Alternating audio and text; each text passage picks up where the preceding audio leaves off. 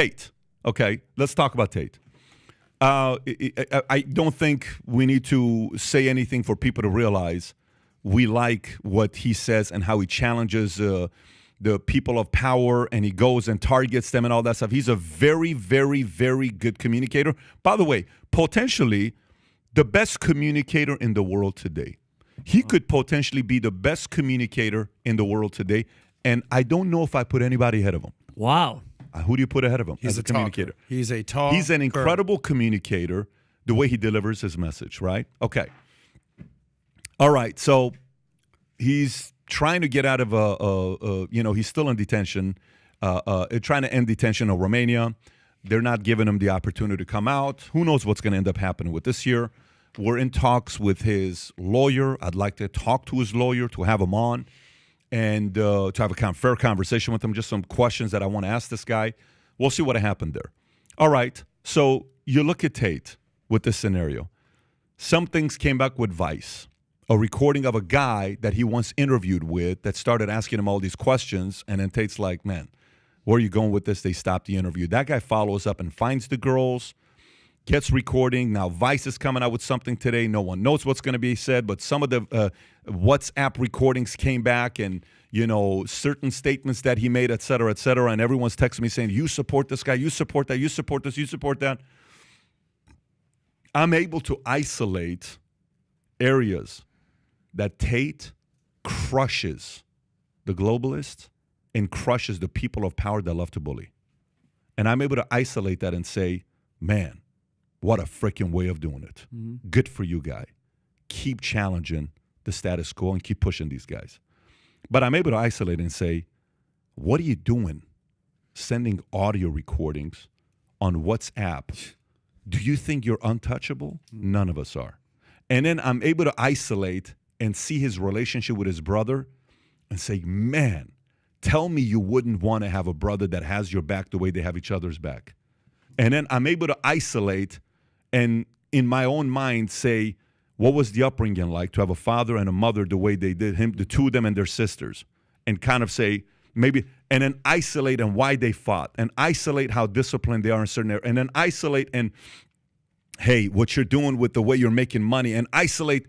You ought to be able to isolate these different areas instead of just saying, hey, everybody falls in the same camp. No. And again, earlier when we were talking about, how about this person? Does that person get the 50-50, all this stuff? We still don't know. Things still got to come out to see what's going to happen with this. And when we have the conversation with the lawyer, we'll have follow-ups. So that's the part when you're looking at this. We have to isolate and see what happened with COVID. Who got it wrong? Did Fauci get it wrong? Let's isolate. Let's address this, and let's make sure it never, ever happens again, right? We had audio issues today on the podcast. This is the second time in 2 days. My message was to our guys? Guys, this can't happen. We have to isolate this concern. What is causing it? Let's get to the bare bottom of what is the root cause of this. So once we learn what happened with COVID, who effed up, we got to move on. If Fauci effed up and used powers and other people empowered him, they got to be held accountable. What the hell happened with Afghanistan? We just lost $82 billion of weapons there. What the hell happened with Iraq? 20 years. What happened? What happened with Iran? What happened with this? Isolate, move on, learn, and cause people to realize if you do this again and you use this method of abusing people to make money, and you take deals from other countries and you give access to them of what we're doing, insider information, you deserve to go to jail. Isn't there a name for that? What's the name for that? Is it treason or trading? Or no? What happens when you're giving the enemy information about what we're doing? What is treason? Treason, right? Treason. That's death. Listen, and by the way, I'm convinced. Benedict Arnold. I'm convinced there was some of that happened the last few years. Those people, it's the ultimate accountability. I agree 100%. The ultimate accountability, which is why if we, by the way, I'll pause you. I've been going for a minute. Any thoughts you guys got on Tate? I'll pause because I want to go into the Prince Harry stuff, and then we'll wrap it up. Well, I think what you're basically saying is not everyone is all good and all bad. We all have a little bit of black and white, and it's not all black and white. Everyone has a little gray area.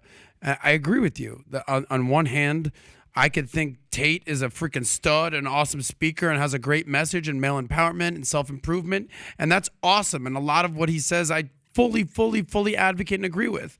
But I could also sit here and be like, he might have done some of this sex trafficking shit. You never know. I don't know. I wasn't there. None of us were. Yep. So to blindly trust someone and blindly follow them is going to get yourself in hot water, whether it's Republican or Democrat or this influencer or that influencer. And I agree with you. Everything should be, what's a term that you like to use, that you've been using to isolate? Isolate, yeah. So, yeah, I think if you want to isolate each of the components of what Tate stands for, I think there's a lot more positive than negative. I think that's what great coaches do. They isolate. Listen, Johnny, you're our best defender. Yeah. But man, you're lazy to get that rebound. Yeah. Okay. Great job on the defense side. You're terrible on the And in the locker room, sometimes you say stuff that's off. Like you bitch too much. Like bring the team together.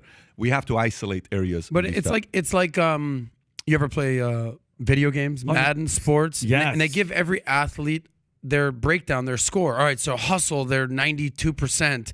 Offense, they're 85%. Defense, they're only 62%. Effort, teammate, and everyone has their different score in different categories, right? Like I try to, I every day I say health, wealth, happiness. Health, wealth, happiness. All right, how's my health today? I fucking feel great. I'm doing it. I just worked out. Yeah, I kind of went out and drank too much. I have my health. Wealth. All right, I make some money. All right, now paycheck to paycheck, whatever. Happiness. Am I happy? Am I not? Like I'm constantly 1 through 10ing myself, and your score can constantly be malleable and moving around. So to get back to Tate, there's a lot of high scores, a lot, but there's also some high negative scores that could end up biting you in the ass. Yeah. So I don't know. What are your thoughts on Tate? I'm happy that you said it too. And my thing is everything that you said is like, and I think we can't be quick to judge because Americans love doing that shit. Rape, we saw rape. It's like you don't know shit. I don't know. I wasn't there. I don't know nothing about this guy in that capacity. But you could overhear now, and especially with all this AI and all this shit, any voice recording now, it might not even be you. I don't trust any of that shit, bro. I don't trust any of it. I saw a video where somebody made Barack Obama was sitting there and speaking. It wasn't him. It looked exactly like him, and this was years ago, bro. Who knows that? So like I said, we're quick to judge. Slow down. Give the person the benefit of the doubt until it's real, but then you nail it. Held them accountable when this shit does come out. So we'll go back to Pat and we'll wrap this up. But I think what we're really talking about here is the thing called intellectual honesty. And intellectual honesty is going in to evaluate something, isolating the issue, and just being really objective about what you see. And the weakest debaters you will ever encounter are the ones that have to slip in the but what about them or not as bad as the other. And that's the whole pendulum thing. It's like they can't intellectually honestly look at something, isolate it, evaluate it with a critical eye and objectivity, and then leave it be. It represents a threat to their side, so they got to pull in the other bit. But what about them? But it wasn't as bad as this. And that is just weak-willed arguing that great jurists in this country, when you read about the Supreme Court justice and some of the great jurists we've had, have the ability, what they call, it's not carrying a rope into the courthouse, right? You're not bringing in something with you that's going to judge your ultimate decision. You intellectually, honestly look at it. And I think that's what we're talking about here. And I think that the media has lost the way to do it. And I think if you look at yourself in the mirror at times, each one of us loses the ability to do that. And this is what Pat's talking about. Isolate it, judge it, assess it to the benefit of our audience who wants to know and wants to hear these move views. On. So if you like this clip and you want to watch another one, click right here. And if you want to watch the entire podcast, click right here.